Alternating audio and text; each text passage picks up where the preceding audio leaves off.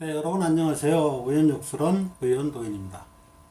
오늘은 여러분들과 함께 2020년 경자년의 한국의 정치 그리고 세계의 정치에 대해서 함께 알아보는 시간을 갖도록 하겠습니다. 2020년 경자년은 한국에는 국회의원 선거가 있는 해이고요. 그리고 미국에서도 미국 대통령 선거가 있는 해이기도 합니다. 국제 정치 관계 속에 놓여진 한국의 입장은 과연 어떻게 변할 것일까에 대해서 다양한 각도로 여러분들과 함께하는 시간을 갖도록 하겠습니다. 2020년의 정치 혹은 선거를 예측하기 위해서는 우선 경자년이라는 글자의 뜻을 파악해 볼 필요가 있습니다.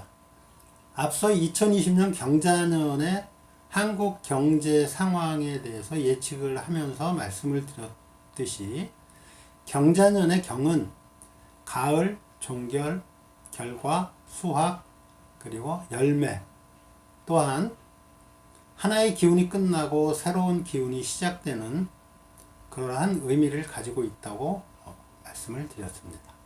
이 중에서 정치적인 상황의 변화를 볼 때 가장 필요한 것은 바로 하나의 기운이 끝나고 새로운 기운이 시작된다라는 그러한 부분이 되겠습니다. 또한 경자년의 자아 역시 2020년 경자년 한국의 경제에 대해서 앞서 설명드릴 때 말씀드렸던 것과 마찬가지로 단기적으로 보면 3년의 겨울, 즉 2019년 기해년, 2020년 경자년, 그리고 2021년 신축년까지의 겨울이라는 기간의 의미를 가지고 있다라는 말씀을 드렸고요. 그리고 장기적으로 볼 때는 신자진, 즉 2016년 병신년에서 시작되어서 2020년 경자년에 그 실세가 드러나게 되고 그리고 2024년 갑진년에 비로소 완성이 되는 기운의 중심이 바로 2020년 경자년이다 라고 말씀을 드렸습니다. 2016년 병신년부터 준비되었던 어떤 세력 집단이 2020년 경자년이 되면서 그 세력을 더욱더 극대화하여 나타나게 된다 라는 의미가 됩니다. 그러한 관점에서 본다면 2020년 경자년의 한국 정치 상황은 이 두 개의 대립된 사상 혹은 세력이 마찰을 일으키고 대립을 하게 되는 그러한 시기가 된다라고 말씀을 드릴 수가 있습니다. 지금 현 상황에서 2016년부터 힘을 가지게 된 세력은 현재의 정부 혹은 현재의 여당을 말하는 것이 됩니다. 그렇다면 변화와 개혁을 원하는 세력은 누가 될까요? 바로 2016년 당시 지금의 정부를 지지했던 그러나 지금 현재 정부에서 시행하고 있는 각종 경제 문제, 외교 문제 혹은 인사 문제 등으로 인해서 현 정부에 실망한 사람들 바로 그들을 의미하는 것이 됩니다. 이 사람들의 정치적인 성향이나 방향이 얼마나 어떻게 변화하는가에 따라서 2020년 경자년의 국회의원 선거가 결정이 되는 것이다. 이렇게 말씀을 드릴 수가 있습니다. 2020년 경자년의 국회의원 선거에 대해서 예측을 해보도록 하겠습니다. 세계적으로 일당 독재를 하는 나라가 아닌 이상은 한 나라 안에는 여러 개의 정당이 존재하게 됩니다. 하지만 여러 개의 정당이 존재한다고 하더라도 보수, 진보, 혹은 좌파, 우파, 아니면 자유시장 경제, 통제 경제 이러한 두 개의 대립된 세력으로 이분화되게 됩니다. 현실에서는 세계의 많은 나라가 이렇게 좌파와 우파라는 두 가지 개념으로 나누어져서 서로 정치적인 대립을 하게 되는데요. 중도라는 개념보다는 급진좌파, 온건좌파, 그 다음에 극우파, 온건우파 이런 식으로 각각 좌우로 구분이 된다라고 볼 수가 있습니다. 앞서 말씀드린 우리나라 내에 개혁을 이루고자 하는 세력들은 이제 선거에 앞서서 이 두 정치 세력 중 하나를 선택을 해야 되는 단계에 와 있습니다. 우리나라 정치 상황을 보면은 좌파가 됐든 우파가 됐든 각각 30 내지 35% 정도의 고정표는 가지고 있습니다. 결국은 흔히 말하는 중도 세력의 마음의 방향이 바로 선거를 좌우하게 됩니다. 그리고 이 중도 세력의 마음이 바로 말씀드린 개혁을 원하는 사람들이 됩니다.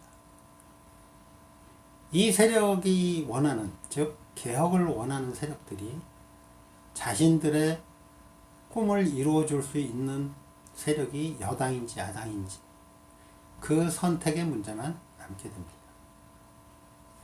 그들의 마음속에는 지금의 집권 여당인 좌파 세력이나 아니면 그 이전에 집권했던 세력인 지금의 야당인 우파 세력이나 모두 다 자신들의 마음에 들지는 않으리라고 보여집니다. 그들이 원하는 개혁은 지금의 좌파 우파의 어떤 세력 개념보다는 좀 더 발전되고 좀 더 진취적인 그러한 정치 세력을 원하는 것이 됩니다. 하지만 현실적으로는 이 사람들은 좌파, 우파 두 정당 중에 하나를 선택을 해야 됩니다. 그래서 이 사람들의 마음이 한 곳으로 모이긴 어렵다라고 말씀을 드릴 수가 있습니다. 결과적으로 보면 2020년 경자년의 국회의원 선거는 여당과 야당이 백중세로 서로 줄다리기를 하는 그런 모양이 된다. 즉 크게 차이 나면 55대 45, 작게 차이 나면 49대 51이라는 그러한 극미한 차이의 팽팽한 줄다리기가 바로 선거 결과로 나타나게 될 것입니다. 경자년의 경이라는 글자는 변화와 개혁을 의미한다 라고 말씀을 드렸습니다. 하지만 경자년의 자는 2016년 병신년부터 힘을 드러냈던 세력이 힘이 극대화돼서 집결이 된다 라는 의미를 가지고 있습니다.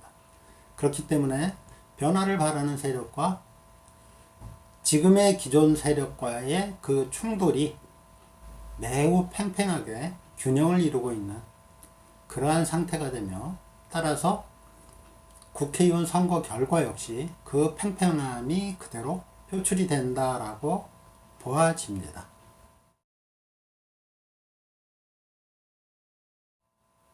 어떤 사람들은 현재 대통령인 문재인 대통령이 탄핵이 될 것이다 라고 말을 합니다.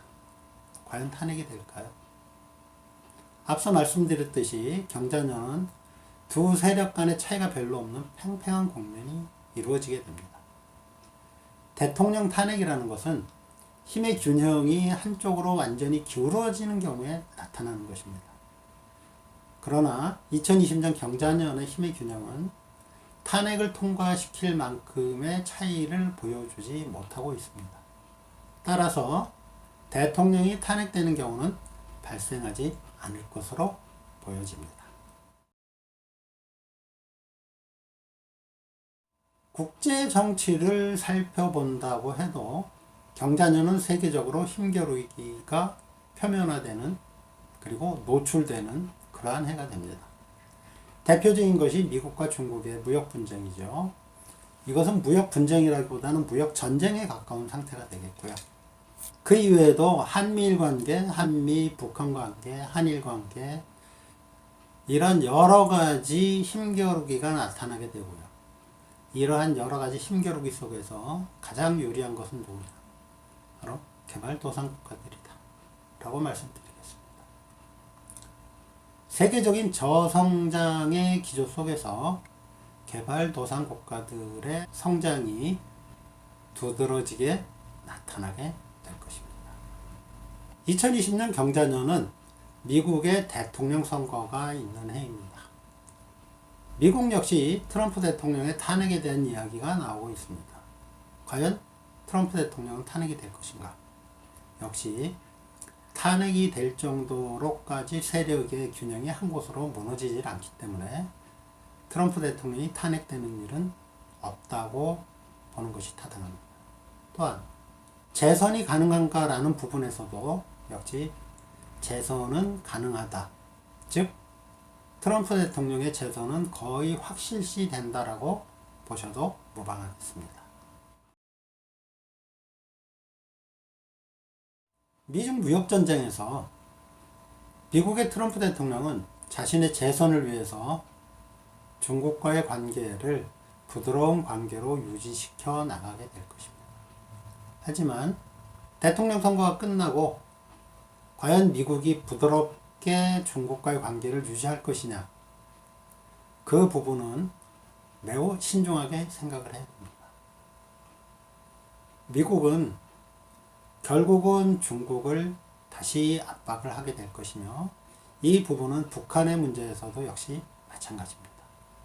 또한 미국은 북한을 건드리는 것이 도움이 되는가 안 되는가를 생각을 해본 다음에 건드리기 때문에 아직은 북한 문제에 대해서 크게 관심을 표명하지 않고 미뤄두고 있는 상태라고 보시면 됩니다. 미국과 중국의 무역 분쟁은 1, 2년 사이에 해결되는 문제는 아닙니다. 미국은 계속 중국을 압박하게 될 것이고, 미국의 목표는 중국을 굴복시키는 것에 있다는 점을 아셔야 됩니다. 그래서 미국은 끊임없이 중국을 압박을 하게 될 것이고, 선거 이전의 부드러운 분위기는 일시적인 분위기일 뿐이다. 또한 북한 문제에 있어서도 선거 전에 어떤 부드러운 부분이 나타난다고 한다면 역시 일시적인 현상일 뿐이다. 결국 대북 문제에 대해서는 강경할 수밖에 없는 것이 미국의 입장이다. 이렇게 알고 계시는 게 좋을 것 같습니다. 미국이 북한에게 핵 협상에서 요구하는 것은 실제적이고 확실한 핵에 대한 포기이며, 북한의 김정은 정권은 핵을 포기하는 순간 자신의 정치적 생명이 끝날 것이라고 생각을 하기 때문에 미국과 북한의 핵에 대한 협상은 영원히 합일점을 찾을 수 없는 협상이 됩니다. 순간적인 화해는 있을 수 있지만 그 화해가 계속 유지되는 것은 불가능한 것입니다. 그러므로 미국과 북한의 협상은 늘 결과 없는 협상을 하게 됩니다. 경자녀는 자신을 봐달라는 북한의 도발과 그것을 무시하는 미국의 행동으로 일관되게 나타나게 될 것입니다.